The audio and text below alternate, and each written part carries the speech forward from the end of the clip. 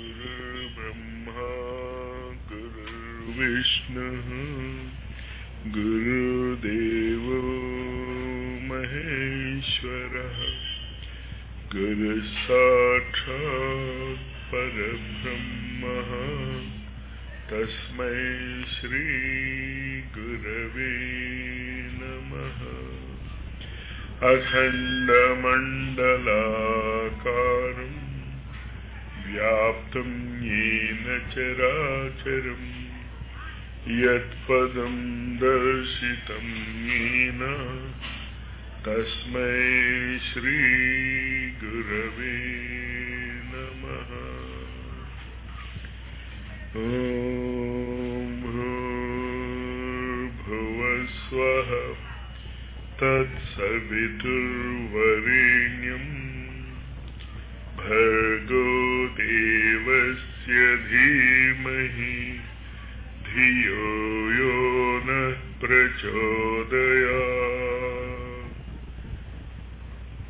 ह्रीं श्रीं क्लीं ॐ गैलह्रीं हसगहलह्रीं सकलह्रीं श्रीं ॐ द्रां श्रीकृष्णश्यामकमलनयना दत्तात्रेयाय शरणं मम। द्रां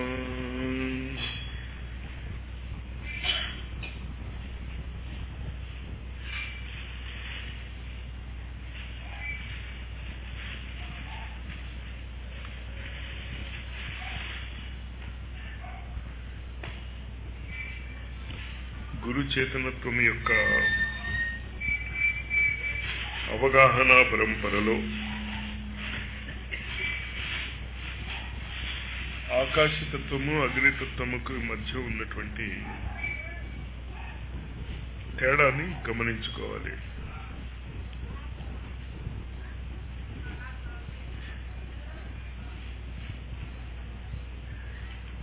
ఆ తేడాను గమనించుకుని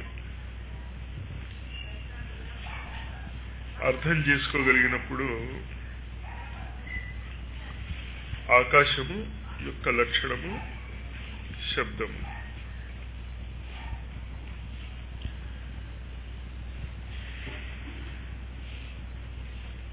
అంచేత మన జీవితములో జరిగేటటువంటి ప్రతి సంఘటన కూడా కొన్ని శబ్దముల కలయికే.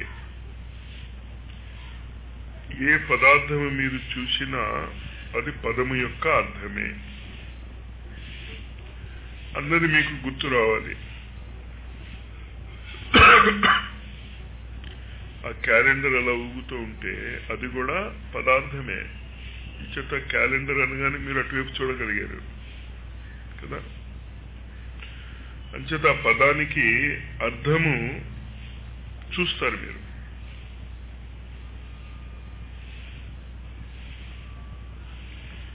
అంచేత మీరు దర్శించేది ఏంటి?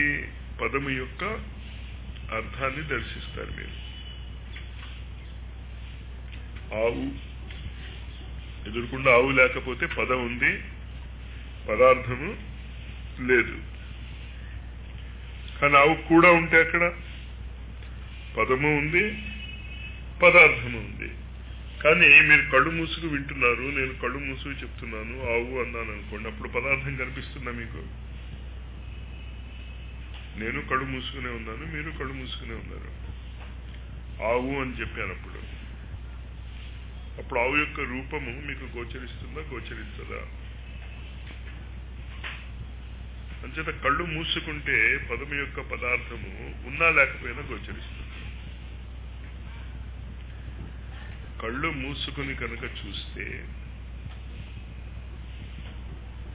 భౌతిక జగత్తులో ఆ పదార్థము ఉన్నా లేకపోయినా మీకు మాత్రము గోచరిస్తుంది. అందుకని దేవాలయాల్లోకి వెళ్ళి ఏం చేస్తాం, మనం కళ్ళు మూసుకుంటాం. కానీ ఏ పదార్థం చూస్తాం మనం అక్కడ? భగవంతుడు తెలియాలి మీరు ఏం చూస్తున్నారో. ఆ విజ్ఞానము సర్వనాశనం అయిపోయింది. అది చూడగలిగేటటువంటి వ్యక్తి భగవంతుడిని తిట్టగలడు. మీ భగవంతుడిని మీరు ఎవరైతే భగవంతుడు అని అనుకుని భ్రమిస్తున్నారో వాళ్ళు ఇష్టం వచ్చినట్టు తిట్టగలరు. కళ్ళు మూసుకుని తిడతారు, వచ్చిన గొడవ అది.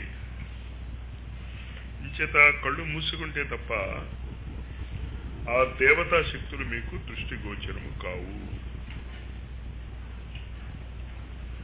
మరి కళ్ళు మూసుకుంటే దృష్టిగోచరమయ్యేటటువంటి ఆ దేవతా శక్తులకి వాస్తవికమైనటువంటి స్వరూపము ఉన్నదా లేదా? ప్రశ్న అది, మీరు ఆలోచించుకోవాల్సింది.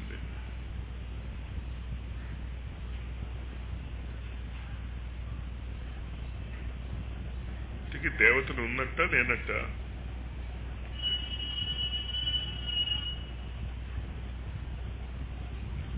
కళ్ళు మూసుకుంటే కానీ మీకు వాళ్ళు కనిపించరు, కళ్ళు తెరిచి మాత్రం గ్యారంటీగా కనిపించరు వాళ్ళు.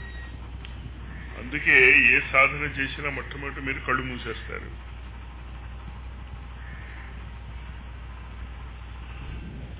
నిజంగా వీళ్ళు ఈ జగత్తుకి కళ్ళు మూయగలిగితే దాని అన్ని అర్థాలలోనూ మీరు ఏ లోకంలో ఉంటారు? ఈ జగత్తులో కళ్ళు మూస్తే ఖచ్చితంగా ఇంకో జగత్తులో కళ్ళు తెరవాలి మీరు. ప్రకృతి నియమం అది.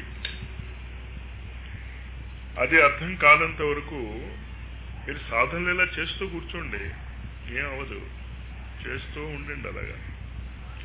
కానీ మానేశారనుకోండి మొదటికేం అవసరం వస్తుంది.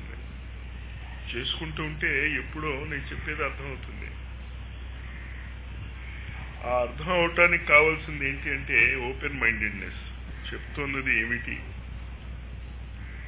చెప్తున్న విషయాలు అర్థం చేసుకునేటటువంటి మానసిక స్థితి. చెప్పే విషయాలు అర్థం చేసుకునే మానసిక స్థితి ఎప్పుడు వస్తుంది? మీరు ఆలోచించడం మానేస్తే.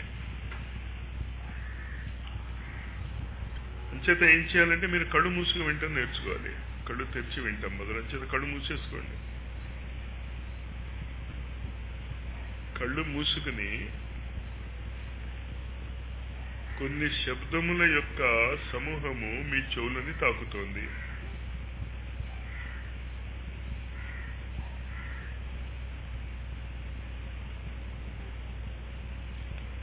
కొన్ని శబ్దముల యొక్క మీ సమూహము మీ చెవులను తాకుతున్నప్పుడు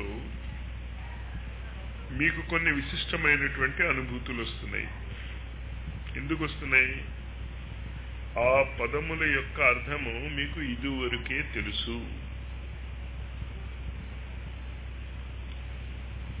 మీకు తెలియని భాషలో మాటలు వినిపించటం మొదలెడితే మాటలవుతే వినిపిస్తాయి, కానీ వాటి యొక్క అనుభూతులు మీకు రావు. జరుగుతున్నది అది. ఇప్పుడు దేవతా శక్తుల గురించి మనం మాట్లాడుకుంటున్నప్పుడు దేవతా శక్తులు అంటే ఏమిటో మీకు తెలియదు కనుక అవి ఎదురుకుండా ఉన్నా మీకు కనిపించవు.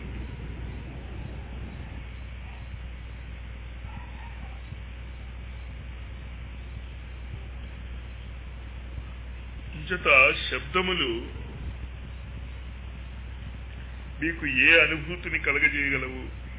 మీకు ఆల్రెడీ తెలిసి ఉన్నటువంటి అనుభూతుల్ని మాత్రమే శబ్దములు కలగజేయగలవు.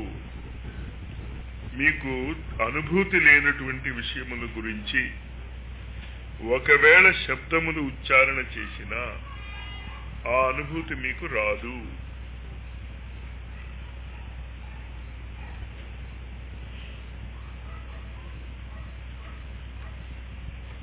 ఆకాశతత్వం యొక్క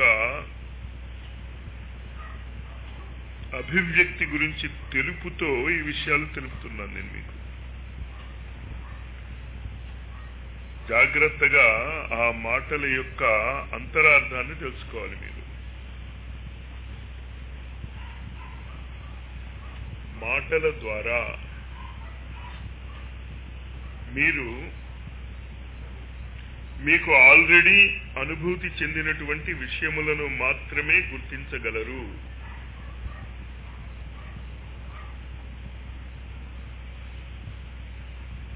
గురువు చెప్తున్నటువంటి విషయాల యొక్క అర్థము మీరు అనుకుంటున్నటువంటి శబ్దముల యొక్క అర్థము ఒకటి కాదు.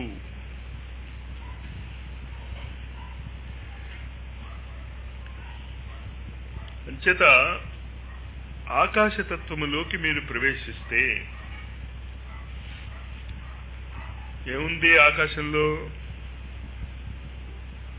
పరమే వ్యోమంలో అన్ని దేవతల యొక్క నివాస స్థానము అదియే అని ఋగ్వేదం తెలుపుతోంది. మనకి రుచో అక్షరే పరమే వ్యోమం యస్మిన్ దేవా అధి విశ్వే నిషేధు యస్తన్న వేద కిం రుచా కరిష్యసి. ఇది మీకు తెలియకపోతే నన్ను ఏమి చేయమంటావు అని వేదము ఘోషిస్తోంది.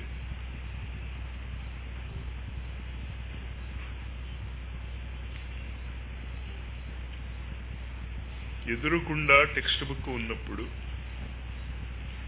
ఎదురుకుండా మీరు కావలసినది చదవగలిగినప్పుడు, దర్శించగలిగినప్పుడు పుస్తకాల అవసరం ఉంటుందా? అందువల్ల మన భారతీయ సంస్కృతిలో పుస్తకాలు లేవు. ఇంచేత మనము రాసేటటువంటి పుస్తకాలు నీ యొక్క అనుభూతి మాత్రమే.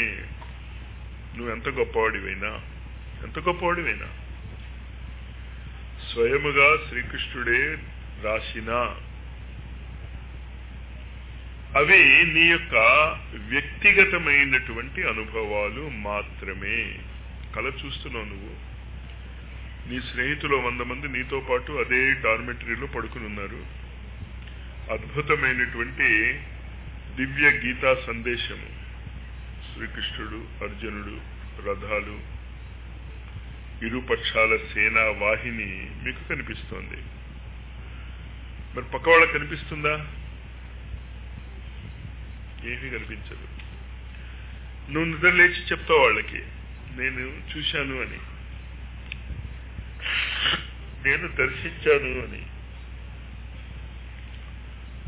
నువ్వు దర్శించినటువంటి విషయము నువ్వు ఎన్ని రకాలు చెప్పినా వాళ్ళకి నువ్వు చూసింది చూసినట్టు వాళ్ళు చూడలేరు. కానీ గురువుల యొక్క చేతనత్వములో ఆకాశతత్వము జాగృతమైనటువంటి గురువులు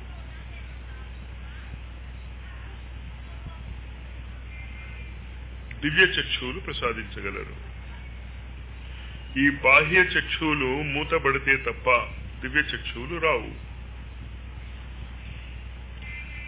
మరి ఆ దివ్య చక్షువులు మీకు ఇప్పుడు తెరుచుకుంటాయేమో చూసుకోండి.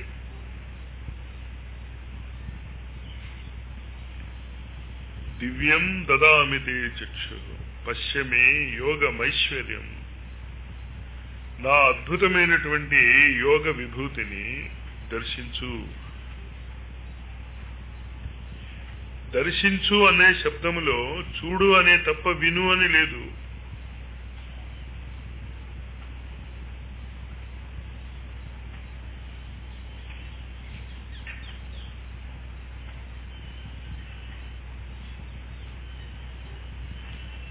దర్శించగలగటము తెలిసిన వాళ్ళకి పుస్తకాలతో ప్రమేయము లేదు,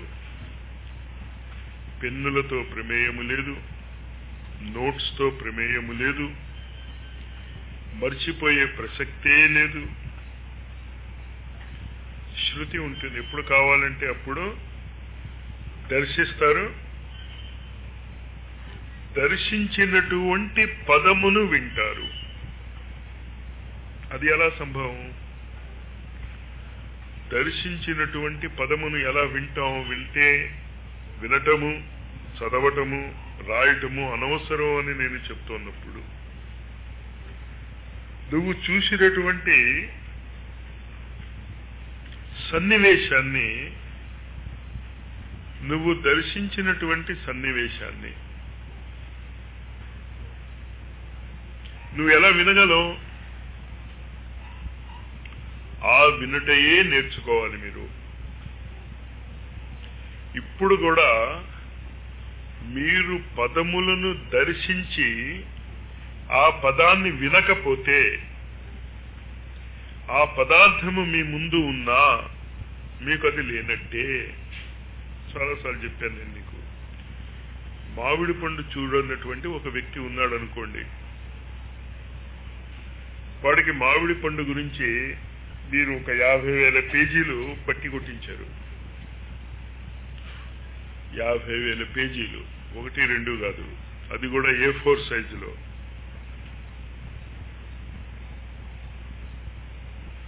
కానీ మామిడి పండు యొక్క బొమ్మను మీరు చూపించలేదు, అంటే దర్శింప చేయలేదు.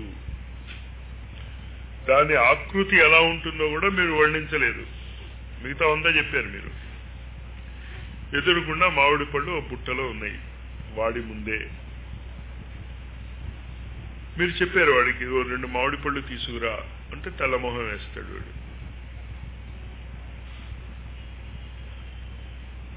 మీరు కూడా భగవంతుడి యొక్క అనుభూతిని ఎదురుకుండా ఉన్నా మీరు 2, 1 దర్శించటం మీకు ఇష్టం లేదు, 2 ఇలా దర్శించాలి అని చెప్తే ఆ విధముగా కాక ఇంకో విధంగా దర్శిస్తారు. ఎటు చూడమన్నామో అటు చూడాలి. అంతర్గత దృష్టి. కూర్మోంగా నీవ సర్వశః.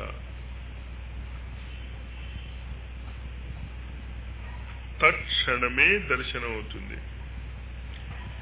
ఎందుకు అవ్వదు? అన్ని చోట్ల ఉన్నవాడిని మీరు చూడటానికి అంత కష్టపడటం ఎందుకో అర్థం కాదు అసలు.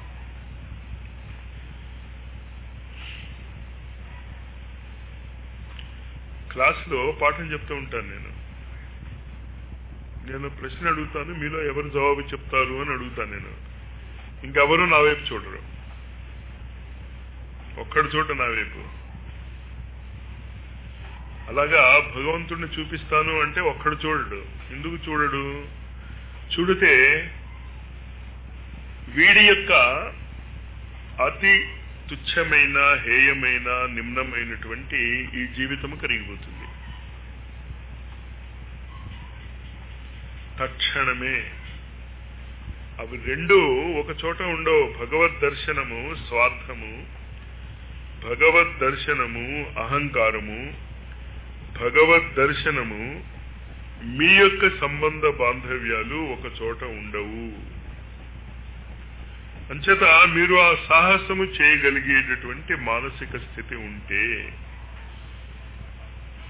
దర్శనమైంది భగవంతుడిది. ఇంకప్పుడు ఏమంటాం? కరిష్యే వచనం తవ. నువ్వు ఏం చెప్తే చేస్తావు.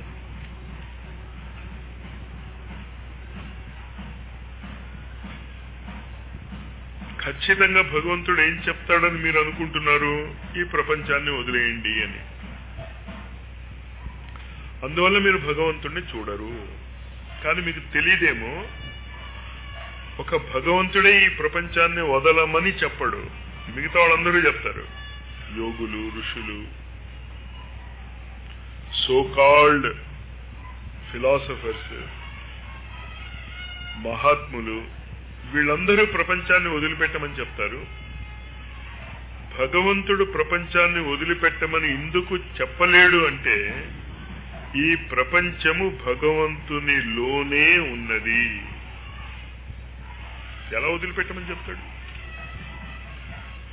ఎక్కడికి వెళ్తావు వదిలిపెట్టి నువ్వు? సర్వవ్యాపి అయినటువంటి, సర్వత్రా వ్యాపించి ఉన్నటువంటి ఈ సృష్టికర్తలోని ఒక అతి చిన్న అంశము ఈ ప్రపంచము. దృశ్యమానమైనటువంటి ప్రపంచము. మీ పృథ్వీ గురించి కాదు నేను చెప్పేది. ఈ గెలాక్సీస్,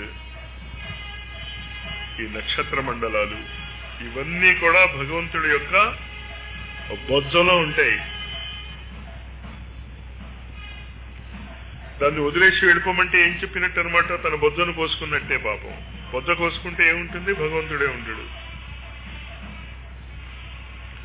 అంచేత మీకు భగవంతుడి గురించి ఉన్నటువంటి అవగాహన ఎంత తప్పుడు అవగాహనో అర్థమవుతే నీవు కూడా భగవంతుడిలోని భాగమే. నీ చిటికెన వేలు కూడా నీలోని భాగమే. అంచేత నిన్ను తెలుసుకున్నటువంటి చిటికెన వేలు నిన్ను వదిలి ఎక్కడికి వెళ్తుంది?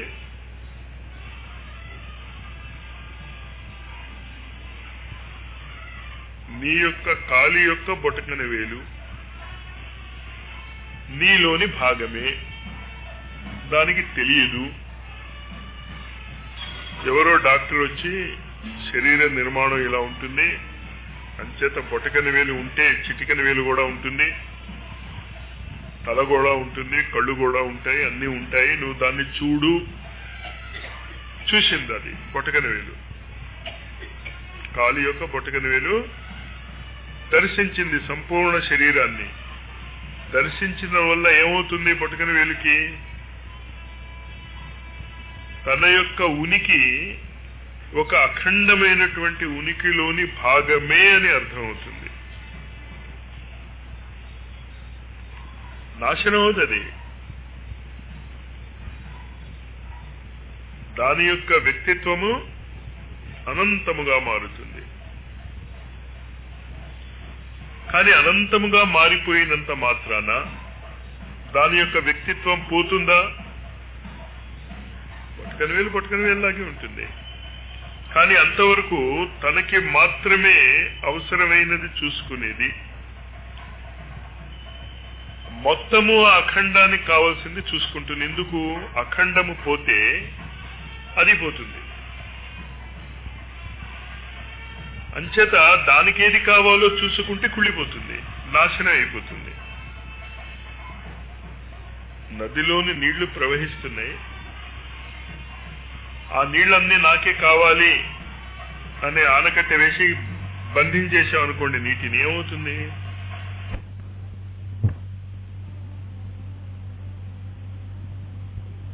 తర్వాత నీరు ఎవరికీ ఉపయోగపడదు. ప్రవహిస్తున్నటువంటి నీరు యుగ యుగాలుగా అందరికీ ఉపయోగపడుతుంది. అఖండ మండలాకారం వ్యాప్తం ఏన చరాచరం యత్ పదం దర్శితం ఏన. యత్ పదం, ఏ పదమును, వాక్యమును, అక్షరాలను దర్శితం ఏన. ఆకాశతత్వ సాధన మిమ్మల్ని ఈ స్థితికి తీసుకెళ్తుంది. అక్కడ నోట్స్ కానీ పుస్తకాలు కానీ ఏమీ అవసరం ఉండవు. అందువల్లనే ఋషులు వేదాలను లిపిబద్ధము చేయలేదు. లిపిబద్ధము చేయలేరు కూడా.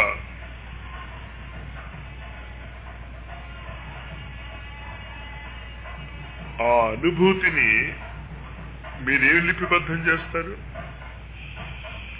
అందుకే వేదాలను ఏమని చెప్తాం మనం? అపౌరుషేయాలంటాం.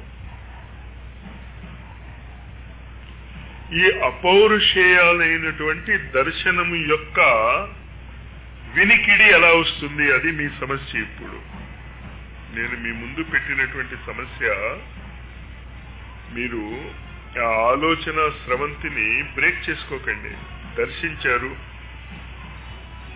ఎదురుకుండా సృష్టిలో చెట్లు కనిపిస్తున్నాయి, నదులు ప్రవహిస్తున్నాయి, నది ఒడ్డున ఆశ్రమం ఉంది, సింహాలున్నాయి, ఆవులున్నాయి.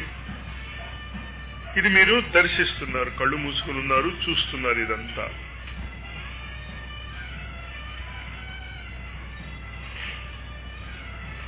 సడన్ గా ఆ సీను మారిపోయి మిద్దెలు మేడలు బాంబే నగరంలోనే ఒక సీన్ గా మారిపోయింది. ఇది మీరు దర్శిస్తున్నారు. సడన్ గా సీన్ మారింది. మీ కుటుంబ సభ్యులు, మీ ఇళ్ళు, మీకు పరిచయం ఉన్నటువంటి ఒక సీను మీ ముందు వచ్చింది.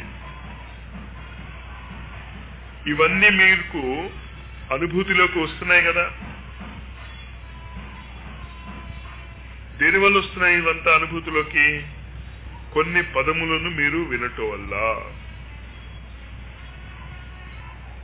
కొన్ని పదాలను మీరు వింటే, మీరు దీన్ని వెంకటేశ్వర స్వామి చూడండి, ఆ రూపం మీ కంటి ముందుకు వస్తుంది. రాముణ్ణి చూడండి, ఆ రూపం మీ కంటి ముందుకు వస్తుంది.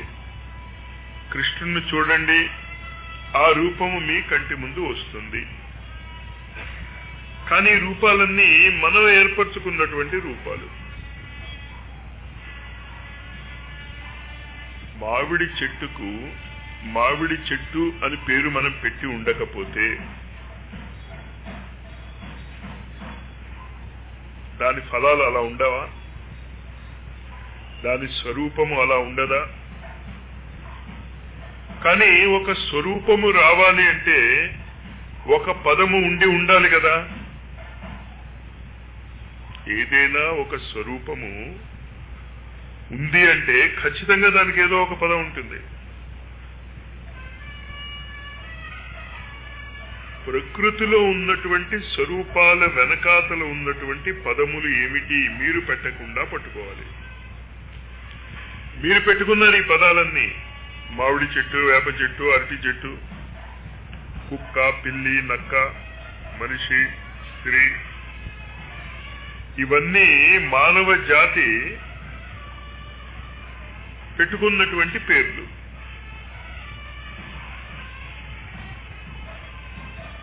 పెట్టుకోలేదు మనం పేర్లేవి. కోయవాడు ఉన్నాడు, అడవిలో మూలికలు ఉంటాయి.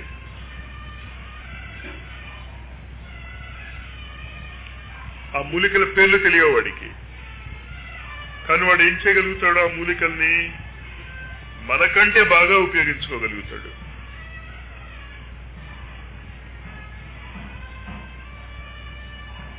వాడికి ఎలా తెలిసింది ఆ మూలికలు అలా పనిచేస్తాయని? సైన్స్ చదవలేదుగా.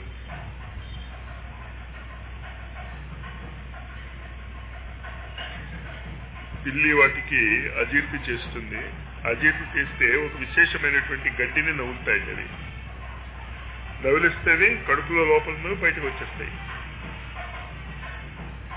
వాటికి ఎవరు చెప్పారు? ఈ దర్శనం కావాలి మీకు. ఇది పుస్తకాల ద్వారా, నోట్స్ ద్వారా మీకు లభించదు.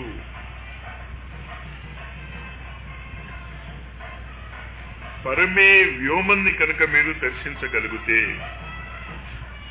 అన్ని దేవతా శక్తులు మీకు దర్శనమిస్తాయి. అన్ని దేవతా శక్తులు అంటల్లో ఉద్దేశం ఏంటి? మీ శరీరము కూడా దేవతా శక్తుల యొక్క నిర్మాణమే. ఇక్కడ పరిచి ఉన్నటువంటి నాపరాళ్ళు కూడా దేవతా శక్తుల యొక్క నిర్మాణమే. ప్రతిదీ దేవతా శక్తుల యొక్క నిర్మాణమే. మనమేం చేయలేము, మనం దాన్ని తగలెట్టగలం అంతే. అద్భుతమైనటువంటి మానవ శరీరం మనకి లభిస్తే కాలక్రమములో మిల్లిమిల్లిగా మనం ఏం చేసుకోగలం అంటే ముసలాళం అయిపోగలం. అవ్వాల్సిన పనులే. మీకు ఎన్ని వేల సంవత్సరాలు వచ్చినా కూడా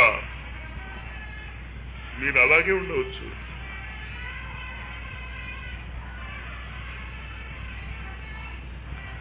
దర్శించటం నేర్చుకుంటే దేన్ని దర్శించాలి మీరు?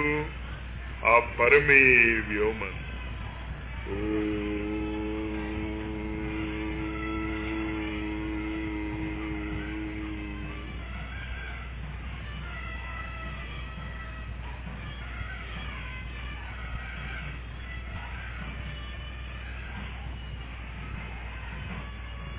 ఆ అనంతమైనటువంటి పరమే వ్యోమంలో సమస్త సృష్టి ఉద్భవిస్తూ ఉంటుంది, లయం అవుతూ ఉంటుంది. ప్రతిదీ ఇప్పటిదే కాదు, రాముడు అక్కడే ఉన్నాడు, విశ్వామిత్రుడు అక్కడే ఉన్నాడు, వశిష్ఠుడు అక్కడే ఉన్నాడు. మీ ఇష్టం. రాబోయేటటువంటి యుగాలలో ఉండేటటువంటి వశిష్ఠుడు అక్కడే ఉన్నాడు. అన్నీ కూడా ఎక్కడే ఉన్నాయంటే ఆ స్క్రీన్ మీద ఉన్నాయి.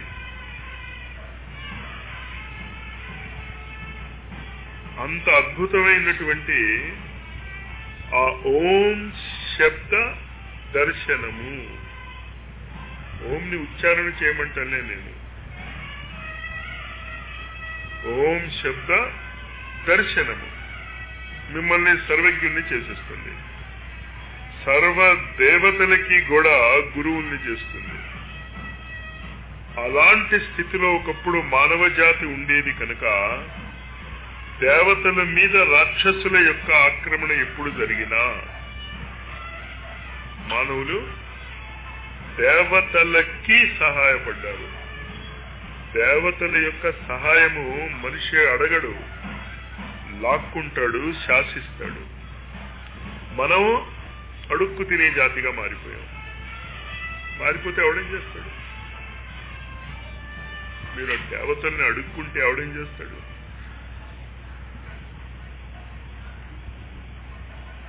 ఓ వాచ్మెన్ని మీరు పెట్టారు, సినిమాకి వెళ్ళారు, వాచ్మెన్ తలుపు తాళం వేసుకుని పడుకున్నాడు. సినిమా చూసి వచ్చారు. ఇప్పుడు వాచ్మెన్ ఏం చేయాలి? లేచి తలుపు తీయాలా, లేకపోతే మీరు వాచ్మెన్ని బతిమాలుకోవాలా? నాయనా బాబు, తప్పైపోయింది, నీకు నిద్రాభంగం కలిగిస్తున్నాను, దయచేసి తలుపు తెరు అని వాడికో సహస్రనామ స్తోత్రం చదివి, వాడికో దండలేసి, వాడికి ఆరతులు ఇచ్చి, ఇప్పుడు జరుగుతోంది అదే అనుకోండి, అది వేరే విషయం. మన స్థాయి ఎలా ఉంటుందో ఆలోచించే స్థాయి ప్రకృతిలో కూడా మన ఆచరణలు అలాగే ఏడుస్తాయి.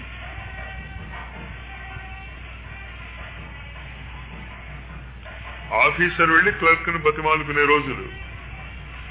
ఎందుకు? నీ దర్శనం అలా ఉంది. నువ్వు దేవతల్ని అడుక్కుంటున్నావు శాసించబోయి. మరి అదే లక్షణం ప్రతి చోట వస్తుందిగా. ఆ తప్పు సవరించుకోవాలి. దేవతల్ని మీరు అడుక్కోక్కర్లేదు. దేవతల్ని మీరు ఖచ్చితంగా శాసించవచ్చు. అంచేత దేవతలను శాసించినటువంటి అవధూతలు ఏ డిగ్రీలో ఉన్నట్టు? ఏ డిగ్రీలో ఉన్నట్టు? ఆకాశ తత్వమును దాటినటువంటి వాళ్ళు. కానీ మౌనముగా కూర్చోవటం అంటే నిద్రపోవటం అనా? సైలెంట్ గా మామూలుగా మీరు చెయ్యిలా పెడతారు, అక్కడ కరెంటు వైర్ ఉంది. మన అదృష్టమో దురదృష్టమో దాని మీద ప్లాస్టిక్ ఇది ఊడిపోయింది, కొంచెం చెదిరి, దాని మీద మీ చేయబడింది. ఏమవుతుంది ఇప్పుడు? అద్భుతమైనటువంటి శక్తి మీలోకి ప్రవహిస్తుంది. కానీ దాన్ని మనం భరించలేం కనుక ఏమంటాం? షాక్ అంటాం. ఈ గురువుల దగ్గర అంతే. మీకు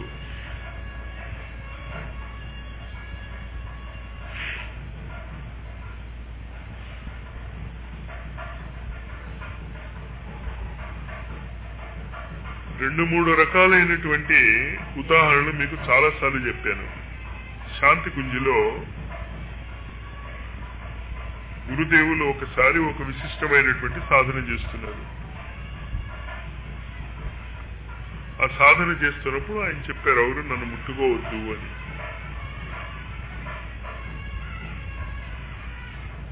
కాలికి దానికి కూడా ఎండాకాలంలో కూడా ఇంత దుక్కటి మిలిటరీ మేజోడు వేసుకుని ఉండేవారు ఆయన.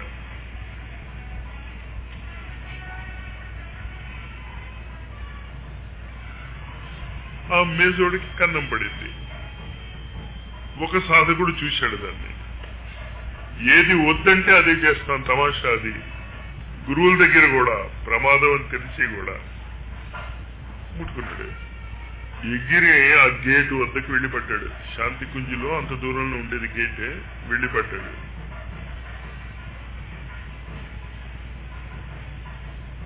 అంత శక్తి ఉంటుంది గురువుల యొక్క.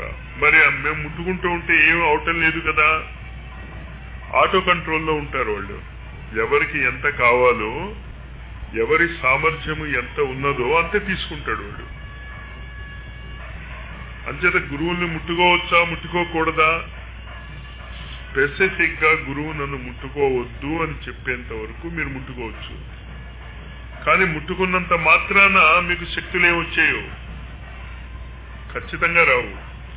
కానీ ఆ మానసిక స్థితి మీరు పెంచుకుంటూ పోతూ ఉంటే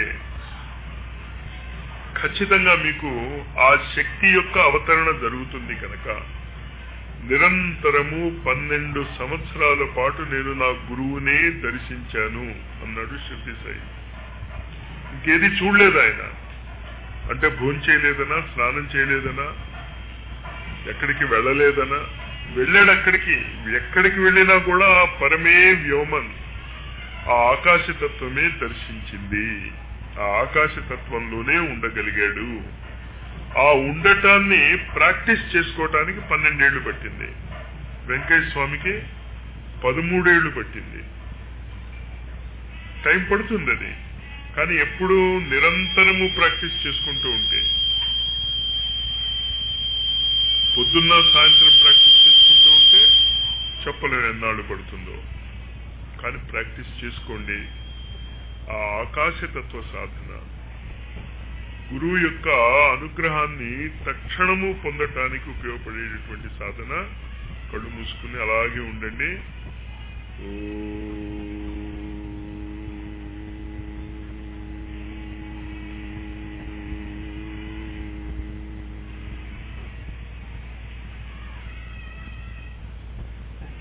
దేనికి డిస్టర్బ్ కాకండి. చూసేవాడు దేనికి డిస్టర్బ్ అవుతాడు? మన ఇంటి మేడ నుంచి కింద మనుషులు కొట్టుకుంటున్నారు, మీరు చూస్తున్నారు. మీరు ఎక్కడ పరిగెడతారు? మీరు పరిగెట్టాల్సిన అవసరం ఏముంది? ఆ శబ్దం వస్తోంది, ఈ శబ్దం వస్తోంది అని ఎందుకు కంగారు మీకు? దాన్ని దర్శించటమే, దీన్ని దర్శించటమే, అన్నిటినీ దర్శించటమే. ఆ దర్శించగలిగేటటువంటి ట్రిక్ విశ్వరూప దర్శనం. దాన్ని నిరంతరము అలా ఉంచుకోండి. ఈ 30 రోజులు మీరు దాన్ని ఉంచుకుంటూ అన్ని చూస్తారు. నేను కళ్ళు మూసు కూర్చున్నాను, నాకేం వినిపించకూడదు అంటే మీకు నేను చెప్పింది అర్థం కాలే. అన్నీ వినిపిస్తాయి మీకు, కానీ దేనికి కూడా మీరు స్పృశించరు. ఇది బాగుంది, ఇది బాగులేదు, ఇది ఇలా జరిగితే బాగుండు, అది అలా జరిగితే బాగుండు, ఏమీ వద్దు. ద్రష్టగా ఉండిపోండి. కానీ ద్రష్టగా ఉండిపోతూ మీ పనులు మీరు చేయండి.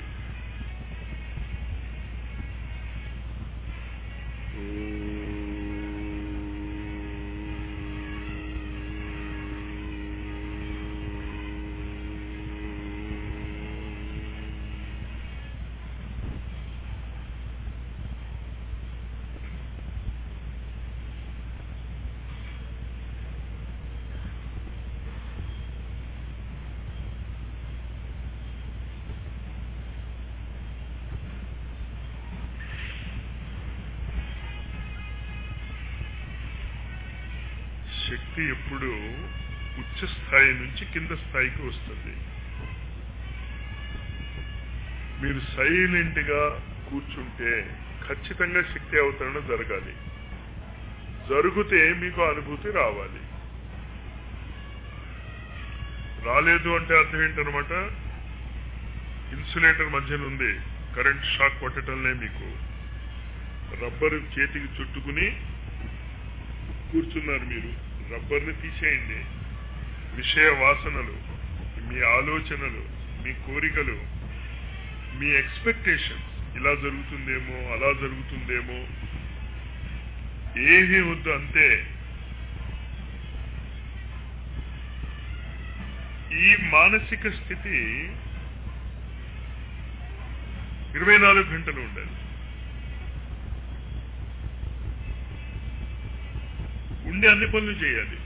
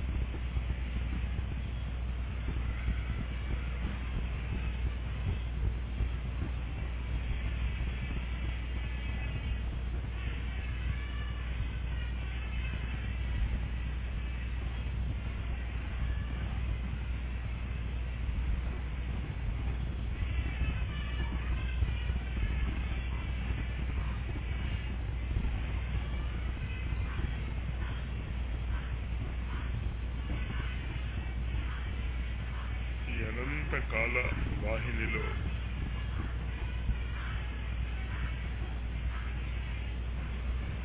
డిసెంబర్ 2, డిసెంబర్ 3 అలా ప్రవహిస్తూనే ఉంటుంది కాలం. మీరు ఆపలేరు దాన్ని.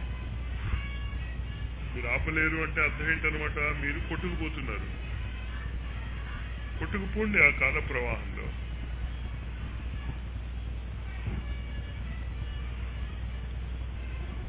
ఒక ఎండుటాకు నదిలో పడితే నది ప్రవాహములో అది ఎలా కొట్టుకుపోతుందో ఆ భావన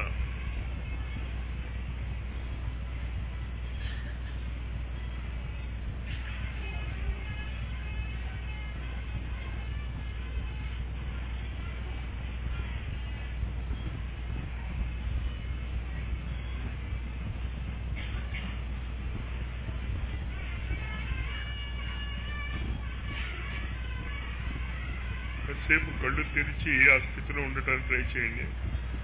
స్థితి వదలొద్దు, మెల్లిగా కళ్ళు తెరవండి. కానీ స్థితి అదే ఉండాలి.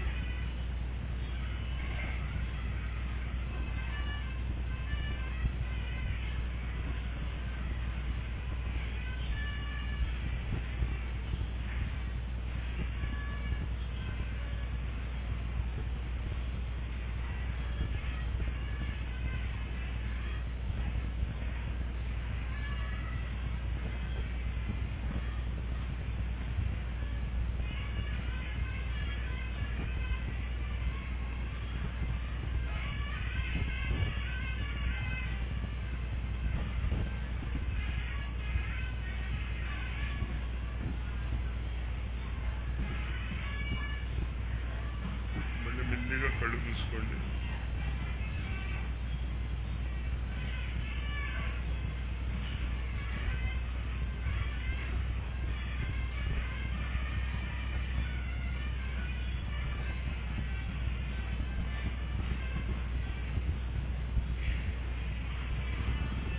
మళ్ళీ మెల్లిగా కళ్ళు తెరవండి. స్థితి చెదరకూడదు.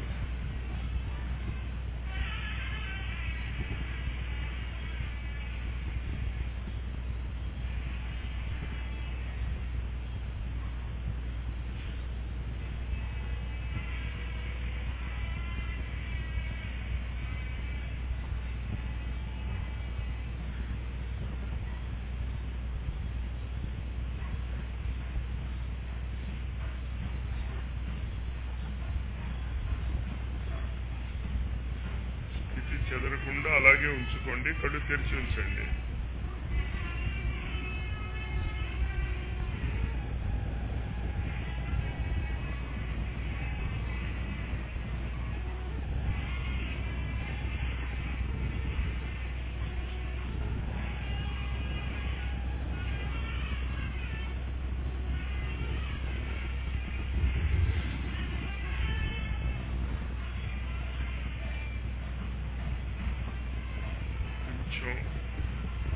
బాహ్య జగత్తులకు వస్తున్నాము అనిపిస్తే మళ్ళీ కళ్ళు మూసేసుకోండి. మళ్ళీ ములగండి. ఆకాశంలో ములిగి మళ్ళా బయటికి రండి.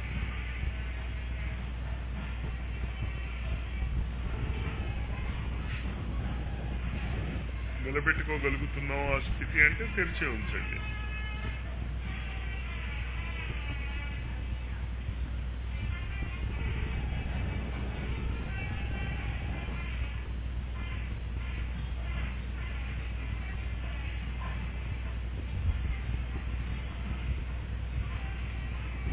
ఏమవుతుంది? బిగుసుకుపోతున్నారు కళ్ళు తెరిచేసరికి. ప్రవహించండి, ఫ్రీగా ఉండండి. అన్ని ఇంద్రియాలను వాటి పని వాటిని చేసుకునేవండి. కానీ ఆ స్థితి తప్పకూడదు.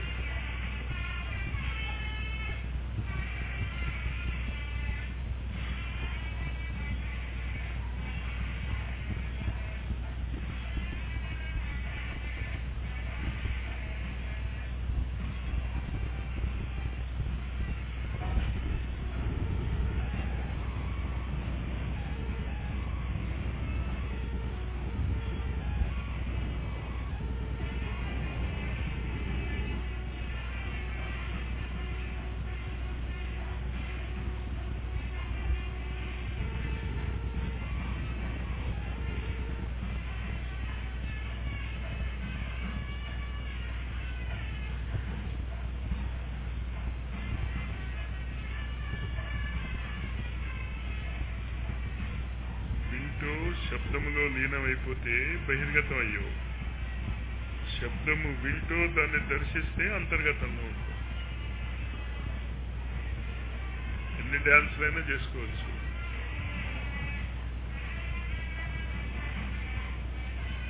కానీ నువ్వు ఏ స్థితిలో ఉన్నావో చూసేవాడికి ఎలా తెలుస్తుంది? నీకు తెలుస్తుంది.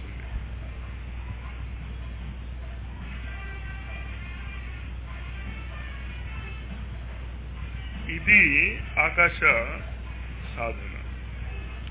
దీన్ని జాగ్రత్తగా కనుక మీరు ప్రాక్టీస్ చేసుకోగలిగితే ఆకాశ గమనము కూడా సంభవమే. ఒకే చోట అనేక చోట్ల ఒకేసారి ఉండవచ్చు. ఇదే టెక్నిక్. కానీ స్థితిని మీరు మాస్టర్ చేయాలి. ఈ స్థితిని మాస్టర్ చేయడానికి ఎప్పుడెప్పుడు మీరు సాధన చేయాలి? పొద్దున్న 1 గంట, సాయంత్రం 1 గంట చాలా. 24 గంటలు మీరు ఏ పని చేస్తున్నా ఈ స్థితిలో ఉండవచ్చు. ఏం చేస్తున్నా గురువులందరినీ పట్టుకుని తిట్టేసినా ఈ స్థితిలో ఉండొచ్చు మీరు.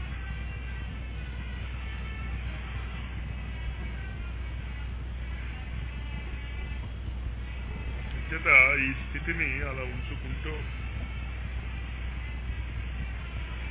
అప్పుడప్పుడు గుర్తు చేసుకుంటూ చెప్పి నేను ఇలా లేచిన మరుక్షణం మళ్ళా మీరు మామూలు అయిపోతారు. కదలకండి అంత తొందరగా. ఆ స్థితిని మెయింటైన్ చేసుకోండి. ఈ రాబోయే 25 రోజులలో డిసెంబర్ 25 అద్భుతమైనటువంటి రోజు అది. ఆ రోజు లోపల మీరు ఈ స్థితిని సాధించేసుకుంటే దాని తర్వాత దాన్ని బాక్సింగ్ డే అని పేరు. కొట్టుకున్నా కూడా ఏం అవ్వదు. అదే మహాభారత యుద్ధం కూడా బాక్సింగ్ డేయే. కానీ చేత్తో బాక్సింగ్ కాకుండా బాణాలతో బాక్సింగ్ చేసుకున్నారు. కానీ ఇది వింటూ మీరు ఆ స్థితిలో ఉన్నారా? మర్చిపోయారు. మళ్ళా మర్చిపోవద్దు. మళ్ళీ ఒకసారి కళ్ళు మూసుకోండి. ఆ స్థితిని అనుభూతి చెందుతూ మెల్లిగా బయటకు వచ్చేయండి.